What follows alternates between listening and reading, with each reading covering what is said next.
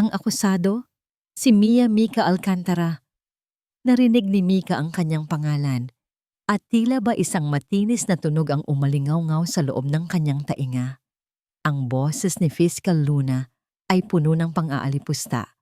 Bawat salita ay parang batong ipinupukol sa kanya.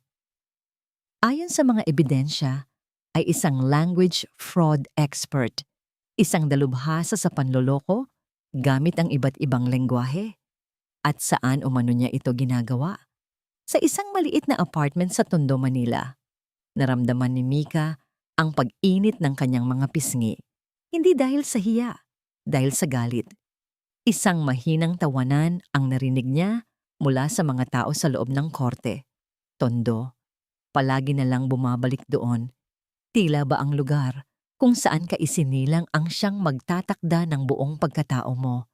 Napayuko siya ng bahagya, ngunit agad ding itinaas ang kanyang paningin. Naalala niya ang sinabi ng kanyang lola. Huwag na huwag kang yuyuko, Mika. Ang karangalan natin ang tanging yaman na hindi nila mananakaw. Ang mga mata ni Judge Renato Abesamis ay tila mga laser na tumutusok sa kanyang kaluluwa. Walang bahid ng awa. Tanging pagkamuhi at pagmamaliit. Miss Alcantara, sabi ng hukom, ang boses ay malamig at walang emosyon. Sinasabi dito na ikaw ay nagpanggap na isang interpreter para sa isang malaking kumpanya. Paano nangyari iyon? Saan ka ba nag-aral ng Ingles, Hija? Muli, isang mahinang hagikgikan ang kumalat sa silid. Ang tanong ay simple, pero alam ni Mika ang tunay na kahulugan nito. Paano natutong mag-Ingles ng diretso ang isang tulad mo na taga-Tondo? Pumikit si Mika ng mariin. Biglang bumalik sa kanya ang isang alaala. Ang amoy ng kapeng barako sa maliit nilang kusina. Ang kanyang lola, nakaupo sa tumba-tumba habang hawak ang isang lumang English dictionary. Siya, isang paslit na nakaupo sa sahig, sabik na inuulit ang bawat salitang itinuturo nito. Magaling, apo, sabi ng kanyang lola. Ang mga mata nito'y nagniningning sa tuwa. Ang karunungan mo ang yaman natin. Tandaan mo yan. Ang alaala ay nagbigay sa kanya ng kaunting lakas. Huminga siya nang malalim at tumingin ng diretso sa hukom. Natuto po ako sa pagbabasa ng mga libro, Your Honor, at sa pakikinig sa mga dayuhan kung saan ako nagtrabaho noon. Nagtrabaho? Ulit ni Fiscal Luna. Tila ba narinig ang pinakanakakatawang biro sa buong mundo? Ang ibig mong sabihin bilang isang kasambahay? Objection, Your Honor, sigaw ng kanyang abogado, si Attorney Jimenez, pero huli na ang lahat. Ang salitang kasambahay ay lumabas sa bibig ng piskal na parang isang sumpa. Ang mga tawanan sa korte ay lalong lumakas. Pakiramdam ni Mika ay hinuhubaran siya sa harap ng lahat. Ang sikreto na matagal na niyang itinatago, ang pinagmulan ng kanyang kaalaman, ay ginagamit ngayon bilang sandata laban sa kanya. At sa pagiging kasambahay, natuto kang magsalita ng ilang wika? Tanong ng hukom, may halong sarkasmo. Doon na napuno si Mika. Ang sakit, ang galit, ang kahihiyan, lahat ay nagsama-sama at sumabog mula sa kanyang dibdib. Naramdaman niya ang panginginig ng kanyang mga labi. 10 wika. Biglang kumawala sa kanyang lalamunan. Ang boses niya ay basag, ngunit malinaw. 10 wika ang kaya kong salitain. 1 segundo ng katahimikan. Pagkatapos, isang malakas na halakhakan ang bumalot sa buong korte. Hindi na ito hagikgikan. Ito ay isang ingay ng purong pangungutya. Maging si Judge Abesamis ay hindi napigilang mapangiti ng mapanlait. Para kay Mika, ang tunog na yon ay mas masakit pa sa sampal. Parang pinupunit ang puso niya sa maliliit na piraso. Ang kanyang karunungan, ang kanyang yaman, ang pamana ng kanyang lola, lahat ay ginawang katatawanan. Nakita niya ang awa sa mga mata ni Attorney Jimenez. Nakita niya ang tagumpay sa ngiti ni Fiscal Luna. At sa sandaling iyon, naramdaman niya ang tunay na kahulugan ng kawalan ng pag-asa. Isang malakas na pagpukpok ng martilyo ang yumanig sa silid. "Order in the court!" Sigaw ni Judge Abesamis. Dalhin ang akusado sa detention center. Habang kinaladkad siya ng mga guwardiya palabas, naramdaman ni Mika ang bigat ng mga mapanghusgang mata na nakasunod sa kanya.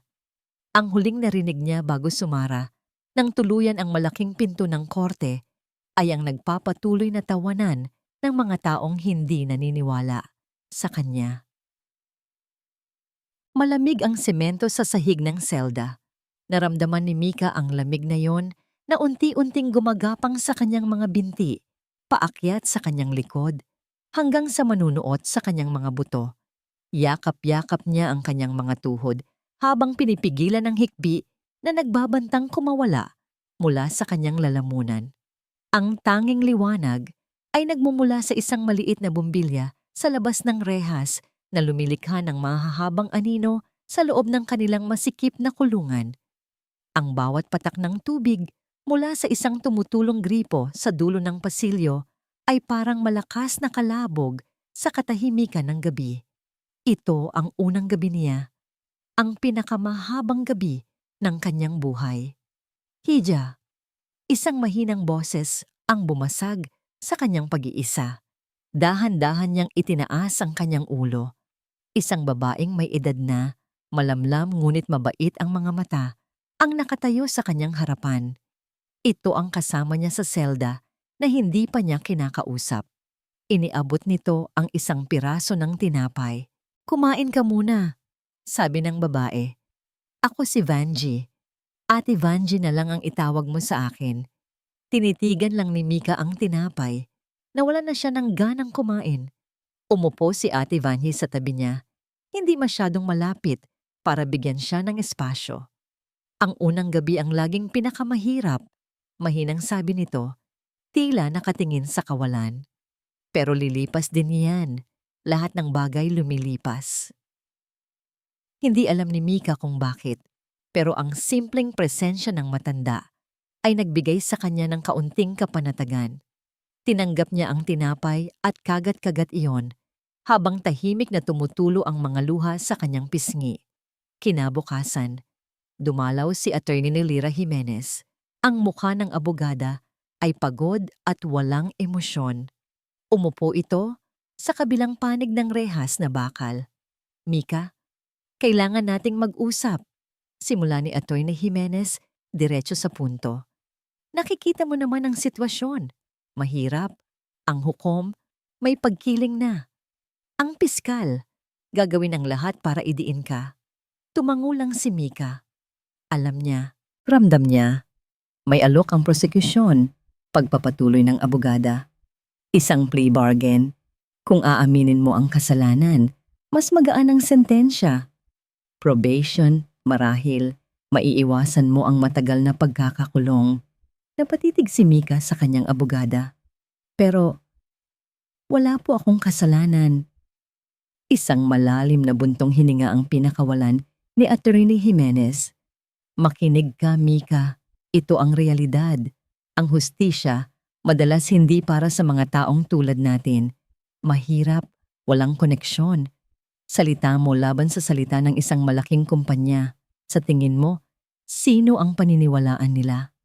Ang mga taong tulad natin." Ang mga salitang yon ay tumatak sa isipan ni Mika. Ito na naman, ang paghusga dahil sa kanyang estado sa buhay. Tila ba isang sakit na nakakahawa ang pagiging mahirap? Napayuko siya. Ang alok ay parang isang madaling paraan para makalabas, para matapos na ang lahat ng ito. Pero biglang nagbalik sa kanyang isipan ang ngiti ng kanyang lola.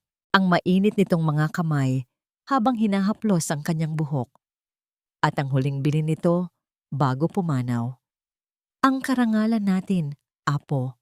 Ang tanging yaman na hindi nila mananakaw." Ang alaala ay parang isang liwanag na tumagos sa kadiliman ng kanyang pag-iisip. Nag-angat siya ng tingin. Ang takot sa kanyang mga mata ay napalitan ng isang matibay na determinasyon. Tumingin siya ng diretso sa mga mata ni Atty. Jimenez. Hindi, sabi niya. Ang boses ay mahina ngunit buo at hindi nanginginig. Hindi ako aamin sa kasalanang hindi ko ginawa. Ang malamig na hangin mula sa air conditioner ay tila hindi sapat para palamigin ang pag-init ng ulo ni Gabriel Vergara. Nakatayo siya sa loob ng kanyang maluwag na opisina sa ika-20 palapag. Tanaw ang mga gusali at abalang kalsada ng Makati. Pero ang isip niya ay wala roon. Nasa loob ito ng isang korte sa Maynila. Napanood niyo ba yung balita kagabi? Narinig niyang sabi ng isang kasamahan sa labas ng kanyang pinto. Yung interpreter na taga-Tondo. Ang tapang. 10 wika daw, halata namang scammer. Isang tawanan ang sumunod. Buti nga sa kanya. Naisahan din ng mga boss natin, pero sa huli pa rin. Napapikit si Gabo ng mariin at napakuyom ng kanyang mga kamao. Hindi siya scammer, gusto niyang isigaw. Ako ang may kasalanan. Ang imahe ni Mika Alcantara sa telebisyon kagabi ay hindi maalis sa kanyang isipan. Ang mukha nitong puno ng sakit at paglaban. Ang basag nitong boses nang isigaw nito ang 10 wika. Hindi ito ang unang beses na nakita niya ang determinasyon sa mga matang yon. Biglang bumalik sa kanya ang isang alaala. 5 taon na ang nakalipas. Ang kumpanya ng kanyang pamilya ay nasa bingit ng pagkalugi. Isang pagkakamali sa kontrata sa isang German investor ang sisira sa lahat ng pinaghirapan ng kanyang ama. Gabi na noon at lahat ng in-house translators nila ay sumuko na. Masyadong teknikal at komplikado ang dokumento.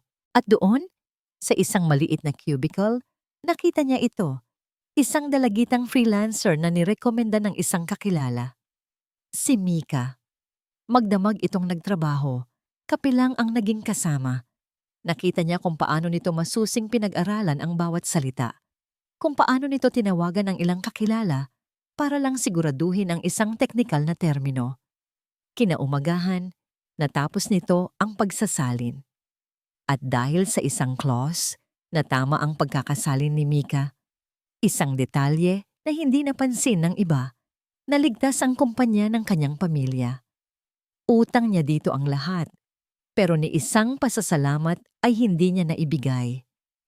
Pagkatapos ng araw na yon, hindi na niya ito muling nakita. Hanggang ngayon, kinuha niya ang kanyang cellphone at pinanood muli ang clip ng balita.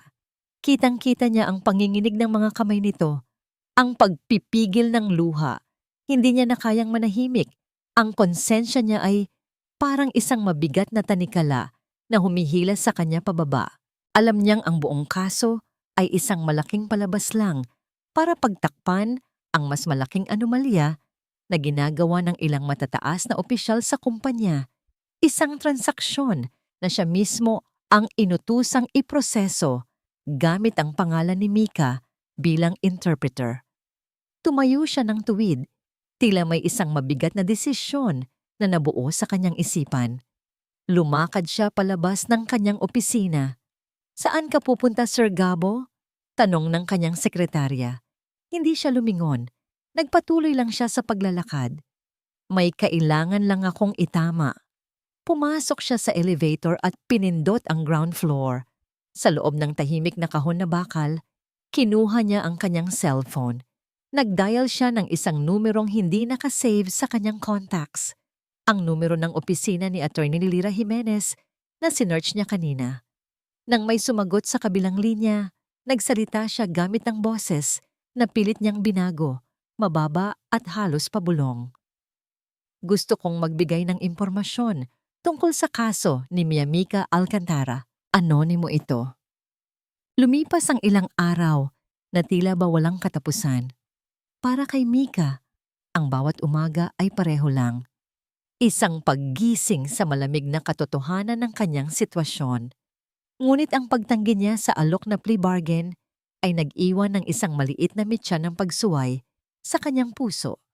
Isang hapon, habang nagpapahangin sila sa maliit na patio ng detention center, muling dumalaw si Attorney Jimenez. Sa pagkakataong ito, may kakaiba sa anyo ng abogada na wala ang pagod at pagiging praktikal sa mga mata nito. Napalitan iyon ng kuryosidad. Mika, sabi ni Atty. Jimenez, ang boses ay mas mahinahon na ngayon. May magandang balita ako. Napatingin si Mika, hindi umaasa. Ano po iyon? May tumawag sa opisina ko kaninang umaga. Isang lalaki. Ayaw magpakilala. Paliwanag ng abogada. Pero sinabi niya na inosente ka raw, na ikaw ay in-frame up lang. Napatayo si Mika. Ang puso niya ay biglang bumilis ang tibok. Sa sino raw po siya? Hindi niya sinabi.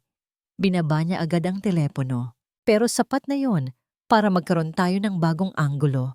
Sabi ni Atty. Jimenez, ibig sabihin, may nakakaalam ng katotohanan at natatakot sila. Sa unang pagkakataon sa loob ng maraming araw, isang tunay na ngiti ang sumilay sa mga labi ni Mika. Isang maliit na sinag ng liwanag ang tumagos sa makapal na pader ng kanyang kawalan ng pag-asa. May isang tao sa labas na naniniwala sa kanya. Ang balitang iyon ay nagbigay sa kanya ng lakas ng loob na hindi niya akalain. Kinagabihan, habang nakaupo sila ni Ate Vanji sa ilalim ng mapusyaw na ilaw ng bumbilya, naglakas loob siyang magkwento. Ate Vanji, mahinang simula niya.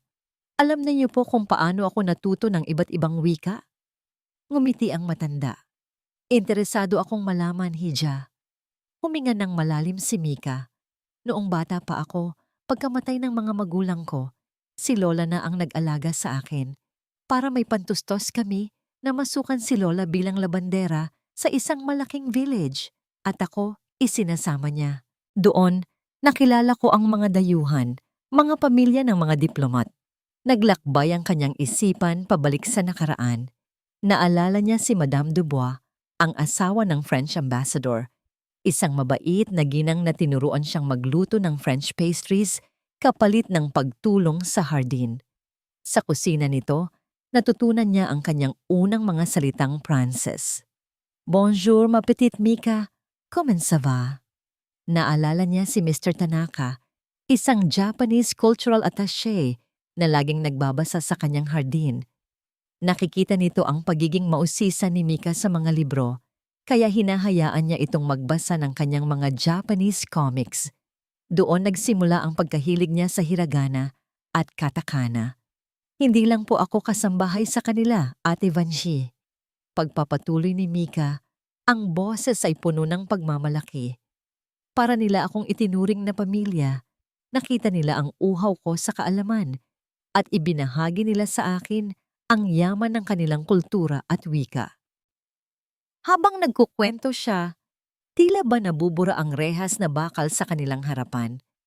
Ang selda ay nagiging isang malaking hardin, isang maaliwalas na kusina, isang tahimik na library. Ang kanyang nakaraan, na dati kinahihiya niya, ay nagiging isang magandang alaala na nagbibigay sa kanya ng lakas. Kahanga-hanga ka, Mika, sabi ni Ate Vanji. May tunay na paghanga sa boses nito. Ang talino mo ay isang biyaya. Ngumiti si Mika, isang nangiting totoo at nagmumula sa puso. Pakiramdam niya ay gumaan ang kanyang dibdib. Sa wakas, naibahagi niya ang kanyang sikreto.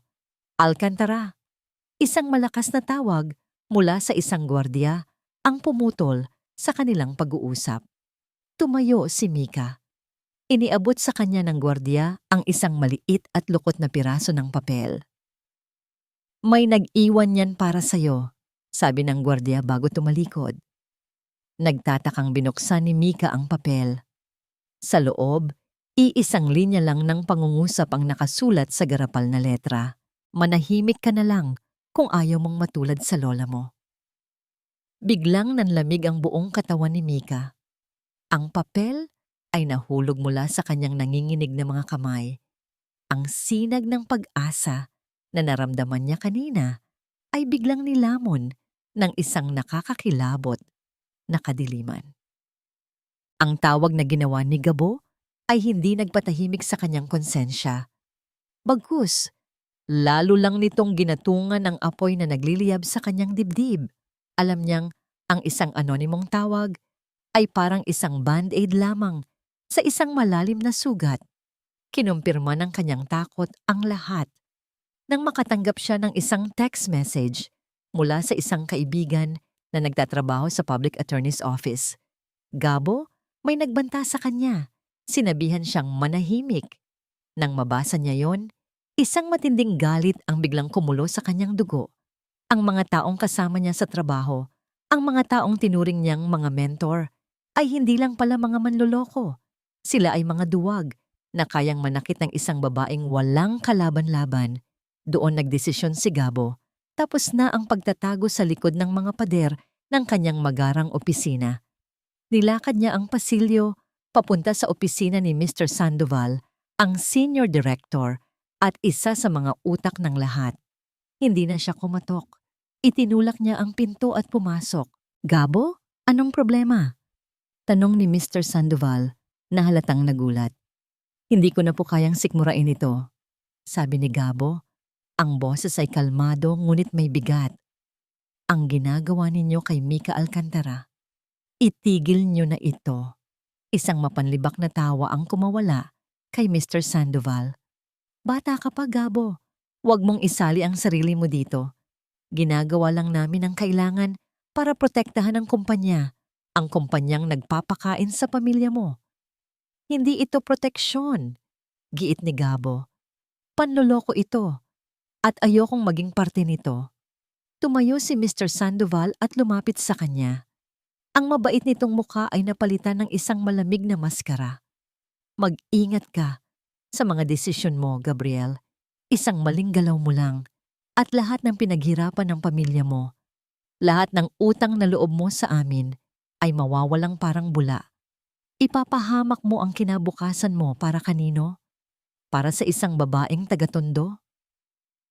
Ang mga salitang iyon, ang huling kailangan ni Gabo para maging buo ang kanyang loob. "Mas gugustuhin kong mawala ang lahat," matigas na sagot ni Gabo, "kaysa mabuhay sa isang kasinungalingan." Tumingin siya ng diretso sa mga mata ng direktor. "I'm resigning, effective immediately." Tumalikod si Gabo nang hindi na hinintay ang sagot nito.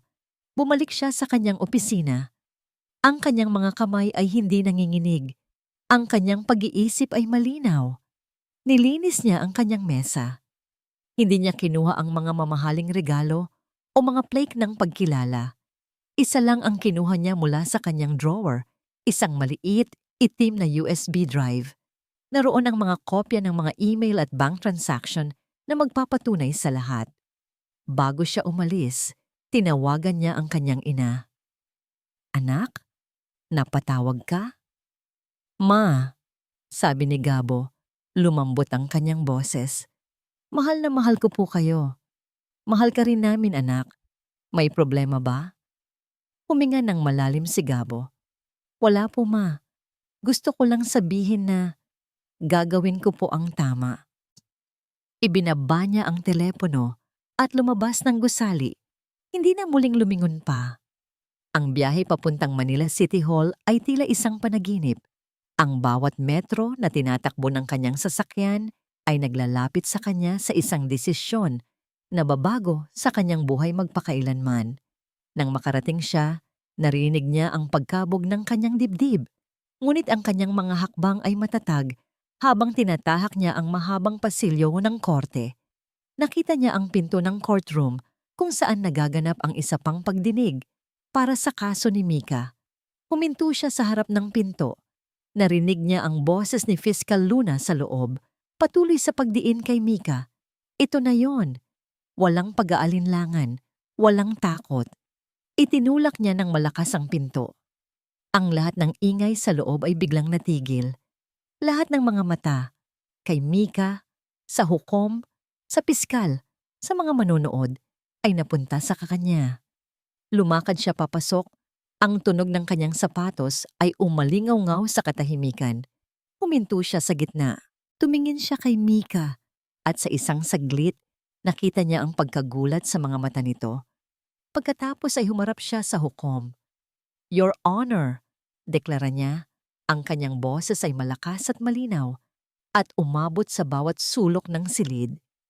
Ako po ang nag-utos kay Mika Alcantara. Inosente siya. Ang mga salita ni Gabo ay parang isang malakas na kulog na yumanig sa buong korte. Isang sandali ng ganap na katahimikan ang namayani bago ito sinundan ng isang magulong bulungan mula sa mga tao. Maging si Judge Abesamis ay natigilan. Ang martilyo ay nanatiling nakaangat sa ere. Si Mika, na nakaupo sa silya ng akusado, ay nakatitig lang kay Gabo. Ang lalaking ito, isang mataas na opisyal sa kumpanyang nagdiin sa kanya, ay nakatayo ngayon sa gitna ng korte at sinasabing inosente siya. Pakiramdam niya ay nasa loob siya ng isang panaginip. Order! Order! In the court! Sigaw ng hukom. Paulit-ulit na ipinupukpok ang kanyang martilyo. Dahil sa biglaang pag-amin ni Gabo, agad na sinuspinde ang pagdinig. Isang malaking kaguluhan ang sumalubong kay Gabo paglabas niya, pero mabilis siyang inalalayan ng mga gwardiya papunta sa isang maliit na silid kung saan naghihintay na sina Mika at Attorney Jimenez. Ito ang unang pagkakataon na nagkalapit sila ng ganito. Ang hangin sa loob ng silid ay mabigat sa tensyon. Bakit? Ito lang ang salitang lumabas sa bibig ni Mika. Ang boses ay halos pabulong. Tumingin si Gabo sa kanya. Ang mga mata ay puno ng pagsisisi. Patawad, Mika. Matagal na dapat kitang tinulungan. Natakot ako. Pero hindi ko na kayang manahimik habang alam kong pinapahamak ka nila para pagtakpan ang mga krimen nila. Ipinaliwanag niya ang lahat. Ang tungkol sa pekeng transaksyon, ang paggamit sa pangalan ni Mika, at ang paninisi sa kanya para ilihis ang investigasyon. Si Attorney Jimenez ay abala sa pagsusulat sa kanyang notepad. Ang bawat salita ni Gabo ay mahalagang ebidensya. Samantala, si Mika ay tahimik lang na nakikinig. Hindi niya alam kung ano ang dapat maramdaman. May parte sa kanya na nagpapasalamat, pero may parte rin na hindi pa rin makapaniwala at nagdududa. Sa muling pagbubukas ng sesyon, ang buong korte ay puno ng pananabik. Ipinresinta ni Attorney Jimenez ang bagong testigo, si Gabriel Vergara. Ngunit si Fiscal Luna ay hindi basta-basta magpapatalo. Nang marinig niya ang testimonya ni Gabo, tumayo siya. Ang muka ay puno ng galit at pagkahiya. Your Honor, this is a desperate attempt to create a scapegoat. Sigaw ng piskal. Pero kahit pa sabihin nating may katotohanan ang sinasabi ni Mr. Vergara, hindi pa rin nito binabago ang isang katotohanan. Ang akusado ay isang sinungaling. She made a mockery of this court with her outrageous claim. Lumingon si Fiscal Luna kay Mika, ang mga mata ay nag-aapoy. Iginigiit pa rin ng prosekusyon na ang kanyang sinabing kaya niyang magsalita ng 10 wika ay isang kasinungalingan, isang patunay ng kanyang kakayahang manloko. Humarap siya sa hukom. Dahil dito, Your Honor, hinihiling ko sa korte na magpatawag ng isang tunay na dalubhasa, isang language expert mula sa Premyadong Language and Culture Council of the Philippines para subukin ang di umano'y kakayahan ng akusado. Para matapos na ang lahat ng kalokohang ito, nagkatinginan sina Mika at Attorney Jimenez.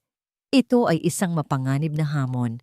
Si Judge Abesami, na halatang ayaw nang mapahiya pa ang korte, ay mabilis na nag-isip. Isang magandang mungkahi, piskal, sabi niya. The court approves the request.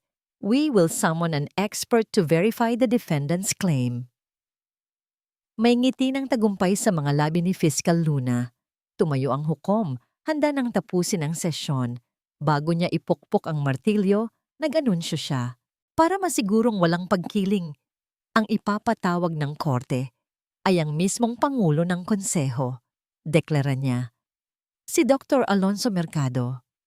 Sa pagkarinig ng pangalang iyon, lahat ng kulay ay nawala sa mukha ni Mika. Ang kanyang mga kamay ay biglang nanlamig. Ang puso niya, na kanina lang ay nagsisimula nang magkaroon ng pag-asa, ay biglang bumagsak na tila isang mabigat na bato sa kailaliman.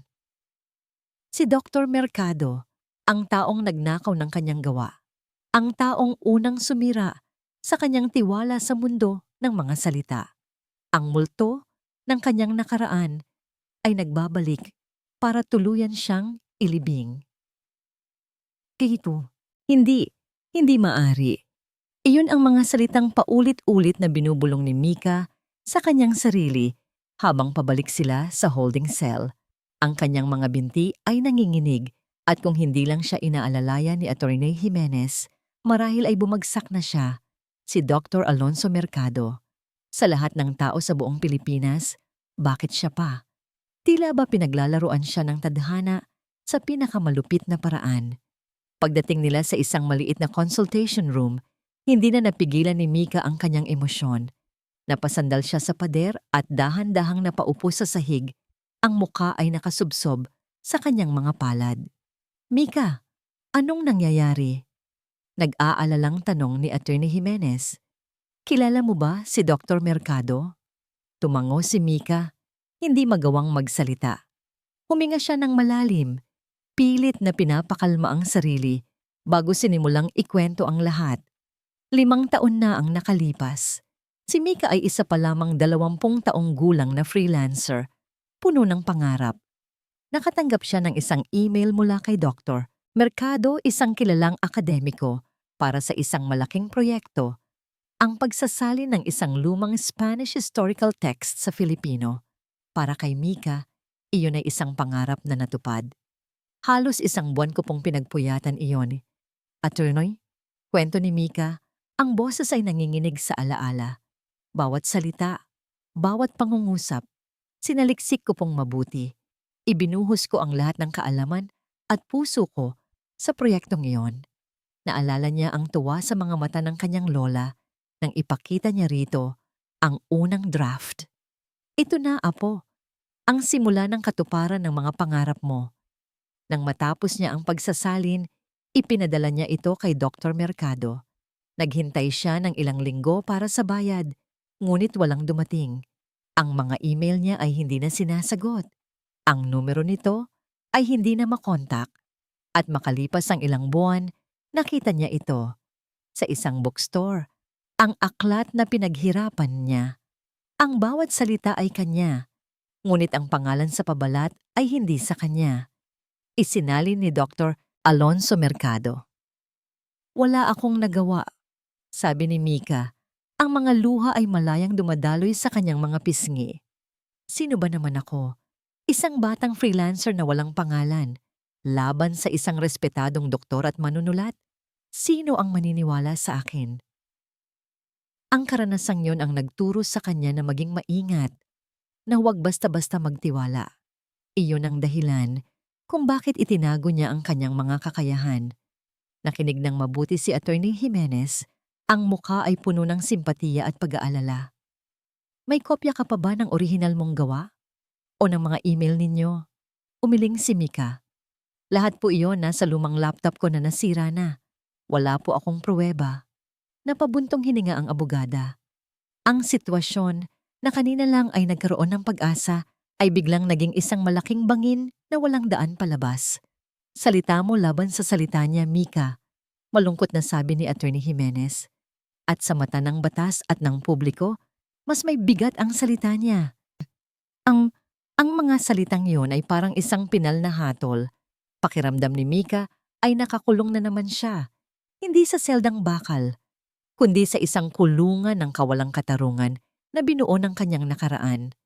Lahat ng kanyang pinaghirapan, lahat ng kanyang pinag-aralan, ay gagamitin ngayon laban sa kanya ng mismong taong unang nagnakaw nito.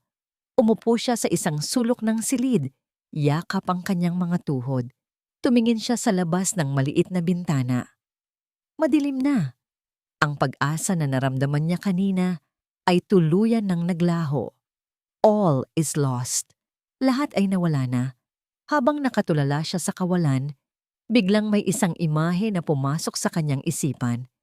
Isang maliit na detalye mula sa pagsasalin na ginawa niya. Isang bagay na personal. Isang bagay na imposible nitong malaman.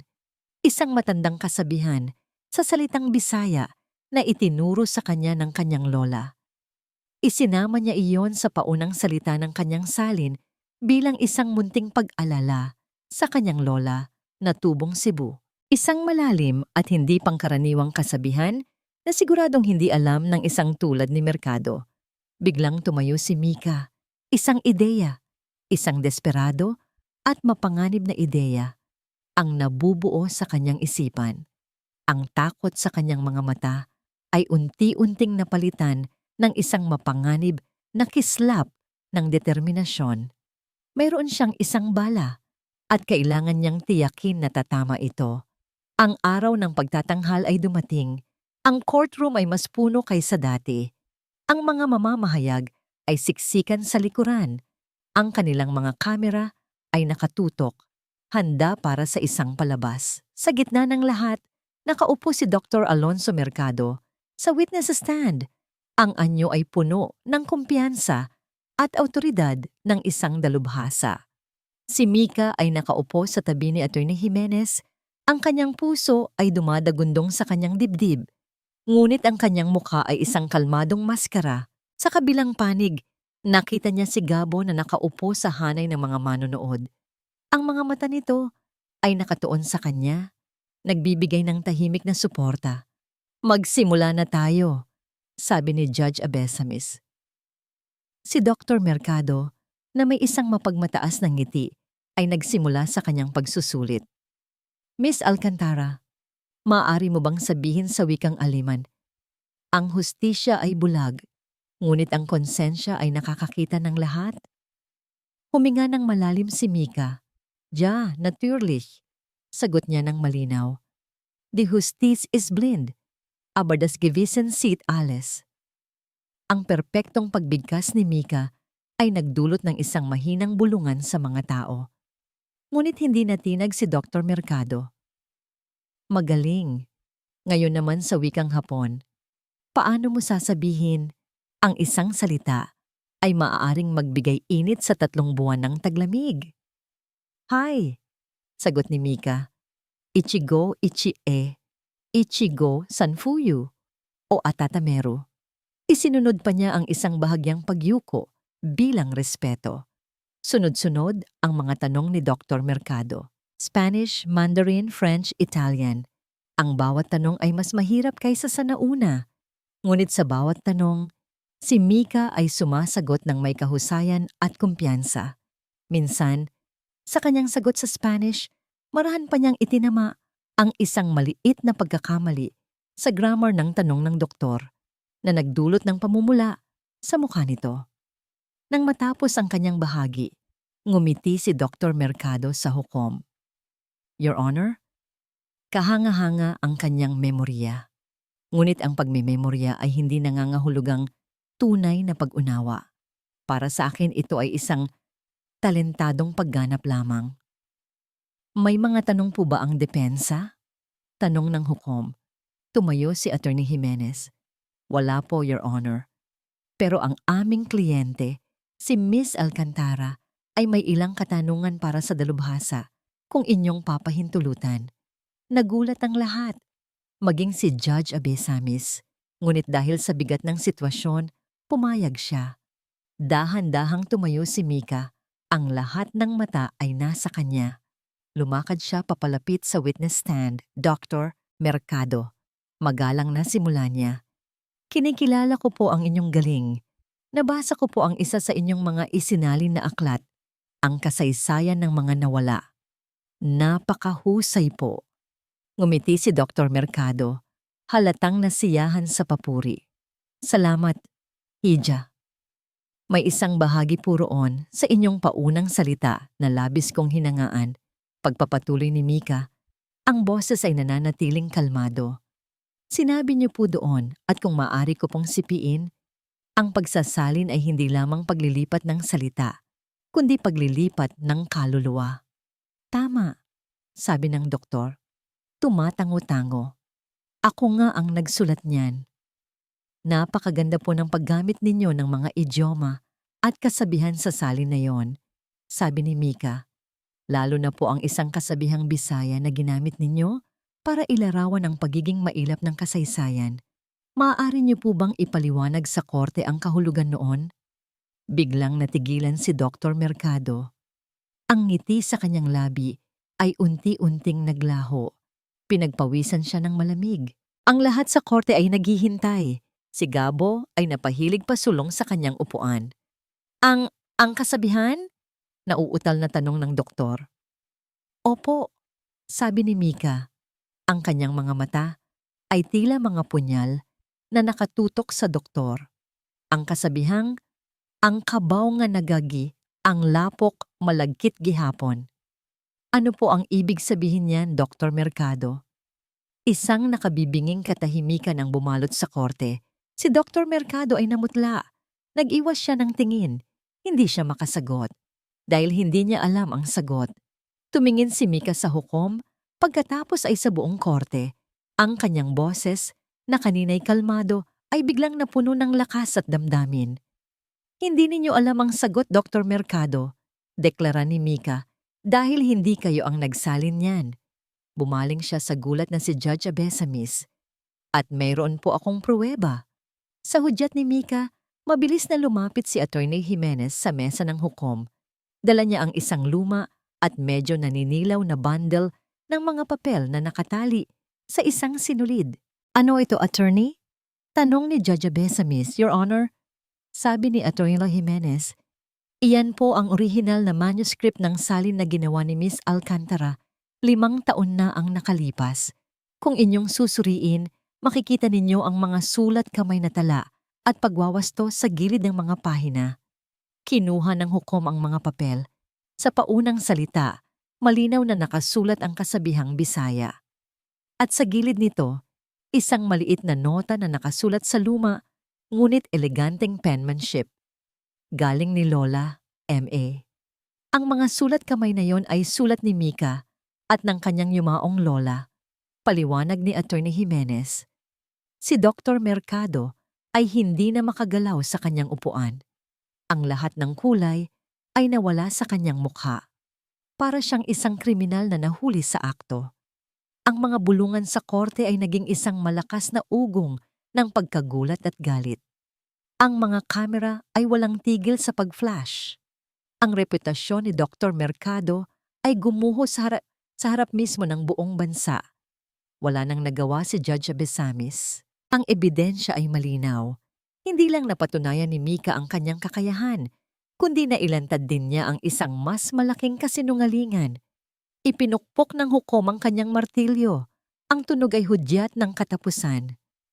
Dahil sa mga bagong ebidensya at testimonya, ang lahat ng kaso laban kay Miss Mia Mika Alcantara ay ibinabasura. The defendant is hereby declared not guilty. Isang malakas na palakpakan at sigawan ang pumuno sa korte. Niyakap ni Attorney Jimenez si Mika ng mahigpit. Mula sa kanyang kinatatayuan, nakita ni Mika si Gabo. Nakangiti ito sa kanya, isang ngiting totoo at puno ng paghanga. Sa isang saglit, ang kanilang mga mata ay nagtagpo. Isang tahimik na pag-uusap ng pasasalamat at respeto. Ang paglabas sa korte ay isang malaking kaguluhan. Pero sa wakas, naramdaman ni Mika ang hangin ng kalayaan sa kanyang mukha. Malaya na siya. Naghihintay si Gabo sa labas. Walang masyadong salita. Nag-alok lang ito na ihatid siya pauwi at pumayag siya. Ang biyahe nila ay tahimik. Ngunit hindi ito isang awkward na katahimikan. Ito ay isang katahimikan na puno ng mga bagay na hindi kailangang sabihin. Pagdating nila sa tapat ng maliit na apartment sa Tondo, bumaba si Mika. Salamat, Gabo, sabi niya. Salamat sa lahat. Wala iyon, Mika, sagot ni Gabo. Ako dapat ang humingi ng tawad. Tumangulang si Mika at ngumiti ng bahagya bago tumalikod at pumasok sa loob. Ang amoy ng kanilang bahay ay sumalubong sa kanya. Ang amoy ng lumang kahoy, ng mga libro, at ng kape. Ang amoy ng kanyang lola. Ngunit ngayon, may kulang. Ang init ng presensya nito, ang malambing nitong boses, ang bigat ng kalungkutan ay biglang bumagsak sa kanya. Napaupo siya sa isang upuan sa sala at doon, sa katahimikan ng kanyang tahanan, umiyak siya ng umiyak. Umiyak siya para sa kalayaang nakuha niya at para sa kalungkutang dulot ng pag-iisa. Maya-maya, may kumatok sa pinto. Si Dr. Ramirez pala, ang matagal na nilang family doctor. Mika, Tisha, napanood ko sa balita. I'm so proud of you, sabi ng doktor. May dala itong isang maliit na kahon. Naiwan ito ng lola mo sa klinika noong huling check-up niya. Mga lumang libro, baka gusto mong itago. Nagpasalamat si Mika at kinuha ang kahon. Habang inaayos niya ang mga libro, mga paboritong nobela at diksyonaryo ng kanyang lola, isang partikular na libro ang nakaagaw ng kanyang pansin. Isang makapal na Spanish-Filipino dictionary. Nang buksan niya ito, isang nakatuping sulat ang nahulog mula sa mga pahina. Nanginginig ang mga kamay niya habang pinupulot ito. Ito ang sulat kamay ng kanyang lola. Binuksan niya ang liham. Mika, apo ko, kung binabasa mo ito, pakinggan mo akong mabuti. Ang pagkamatay ko ay hindi aksidente. Ang bawat salita sa liham ay tila isang matalim na kutsilyo na humihiwa sa puso ni Mika. Nanlalabo ang kanyang paningin dahil sa mga luhang namumuo sa kanyang mga mata. Ngunit pilit niyang ipinagpatuloy ang pagbabasa. May isang lalaki, isang maimpluwensyang negosyante na nagngangalang Roberto Lim. Sulat ng kanyang lola. Narinig ko ang usapan nila sa telepono ng isa sa mga bisita sa village kung saan ako naglalaba. Mayroon siyang recruitment agency pero isa itong patibong apo. Kinukuha niya ang mga matatalinong dalaga na tulad mo, pinapangakuan ng trabaho sa ibang bansa.